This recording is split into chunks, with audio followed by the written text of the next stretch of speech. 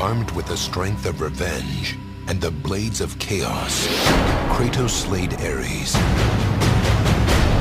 and claimed his rightful place as the god of war. We had a character that the history of this character is so well known by people that we wanted to expand him, show a different side. It's a reimagining, right? Brutal, nasty, violent, antisocial, pissed off, angry, fuck you. That was my direction to Charlie. I just said, come into work and get angry and see what happens. You really got to shake it up. I know you're a dad and you're trying to get into a father-son dynamic here. Are you trying to make us cry with God of War? You know, something that humanizes him. And so that was, we tried the whole baby idea, kind of like the lone wolf and cub, and figured, okay, we can't do a baby because we can't have a baby getting injured or anything like that. So, can the kid get killed via gameplay? No. But if he did, like, Kratos is kind of used to that by now. Yes. Found it!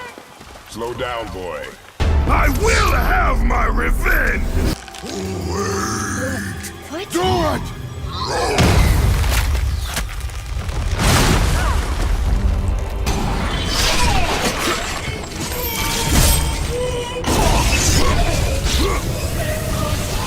Relax.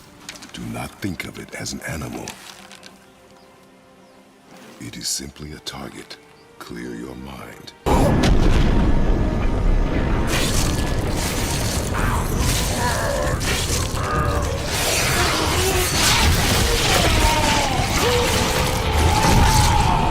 Exhale and release. My God.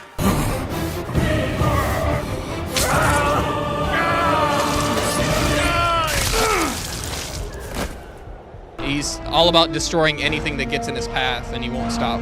The idea of rooting for him, the idea of feeling bad for him, is unusual. And to see, you know, this character go through his struggles and trying to, you know. Yeah, that's the neat thing about his struggles are human struggles. Right, you know? yeah. So when I looked at this script, and I think one of the first days that we met, one of the first things I said was, like, this is like a script. It's not a game script. Right. It's a script. He's been stripped of everything. His mother's dead, his family's dead by his own hands, and he's just seething with anger and guilt and all of that. This little sequence right here gives me chills even watching it again. Let's just take a second to acknowledge it.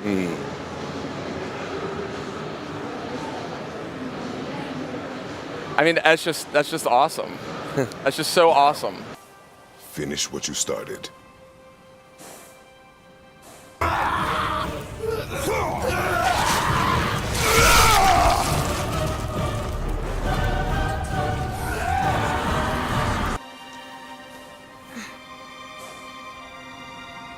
can't.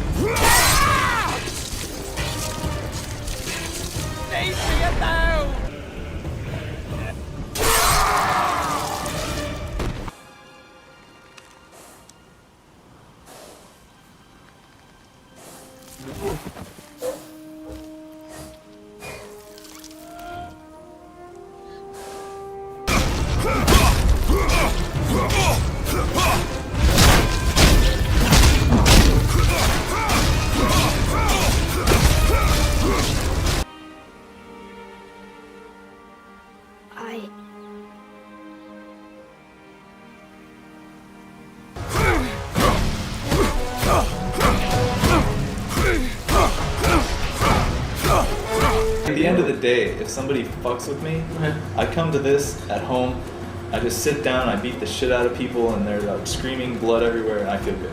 That's fantastic. This guy is, you know, the epitome of the God of War. People who play the game, they like being Kratos. You know, they like having that power. They like wielding that power. I, as a voiceover actor, I like wielding that power. The description for Kratos was just, we want him to be badass. And that was the direct quote from Dave.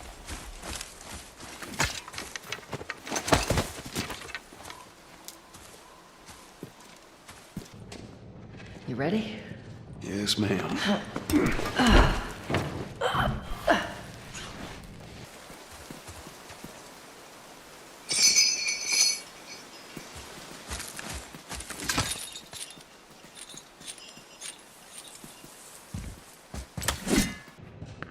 Come on.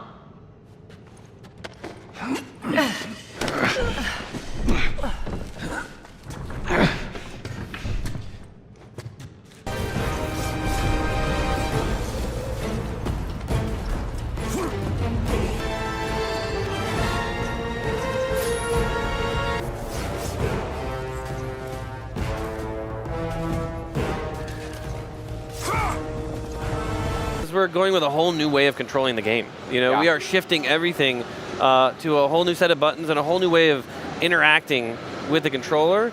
And I think if we had something too familiar, you would start going to the old standby, square, square, triangle, and why doesn't that work? Mechanically, God of War feels much more modern than its predecessors, opting for a minimal HUD instead of flashing combo numbers on screen, and combat that's more reminiscent of Dark Souls than old God of War. Full-blown shield, little dab of Dark Souls there. Square, square, triangle, and why doesn't that work? Allowing you to switch mid-combo, you know, so it really has that, you know, square, square with the chains, quickly switch on R2 to the hammer, hit him, launch him up with a hammer, switch back over to the bow, fire it at him. You know, I mean, it really opens up these possibilities. The camera, I mean, there were a lot of issues with that decision that Corey was steadfast on and believing in to help define where we're going with the new Norse God of War. How do we continue to evolve Kratos without breaking him?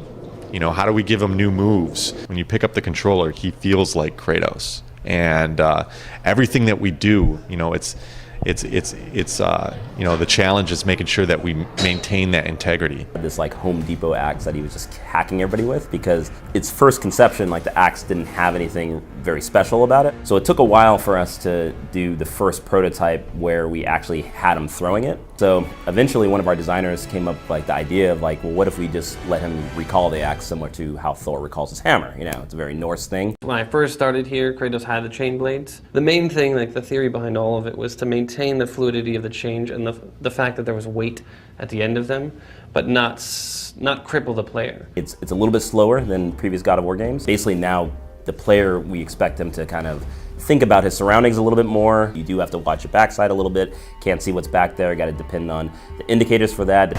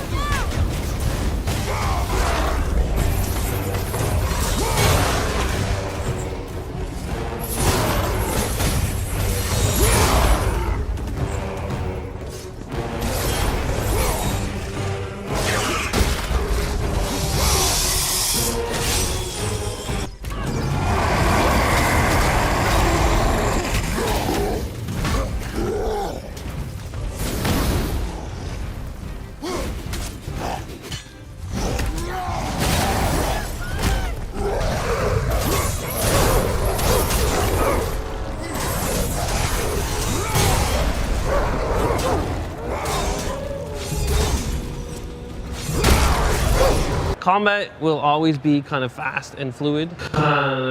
What about blades? Are we going to be throwing guys up in the air, chains, or what can we expect? Oh, we're not even talking about that stuff now. Okay. We're talking about this. All of those things to help sell his brutality and the gore that's in the game.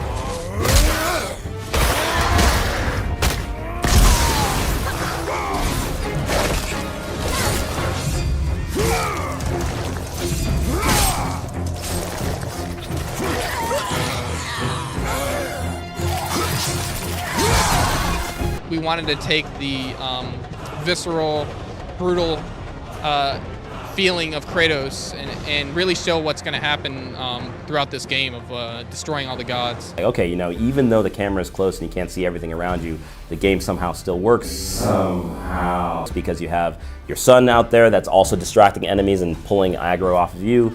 You have this weapon that you can use to pin down enemy, and you could turn around and not even look at him anymore because he's pinned down in the distance.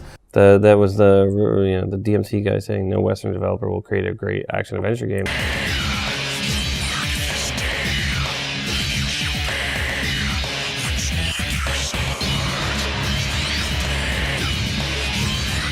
I don't think our fighting system's as good as Devil May Cry. And I think in this one, yeah, it's more proving we still got it, right? We can still do this.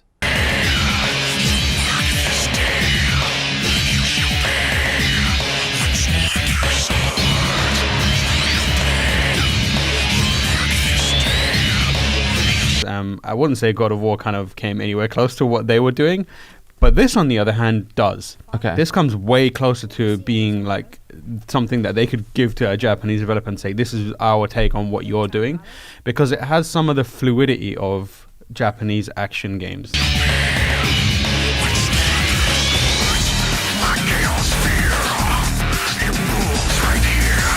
The original Devil May Cry, I think, has inspired God of War a lot. But I think what God of War has done is taking all of those and put its own spin on those things, taking those ideas and bring them into a different direction. You know, casual gamers can have a lot of fun with this game, and the hardcore guys can too, because it's really deep. So, you know, expect us to follow that same kind of philosophy.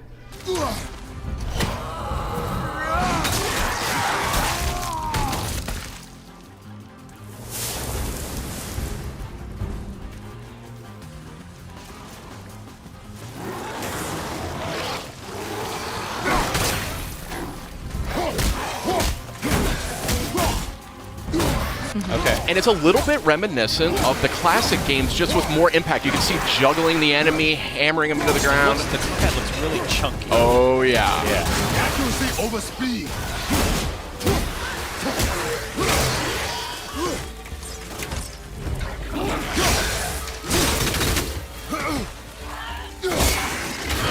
Nice shot.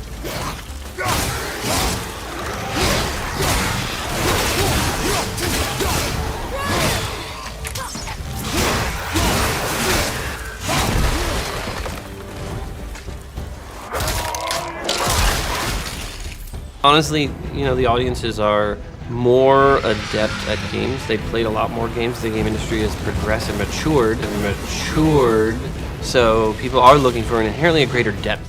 I want this game to make players just go nuts and feel that sense of anger and chaos. We had the Telltale guys over here earlier. I love what David Cage is after with Detroit Become Yes. Human. There is some really interesting storytelling happening in games right now. God of War is a big part of that conversation. That's exciting. That's pretty awesome. I love to write dialogue. Maybe we could try something new. A video game with lots of dialogue. I'm sure it would sell like a bomb. How does it feel to have lived long enough to see all of your favorite franchises go down in flames? That's just awesome. That's just so awesome.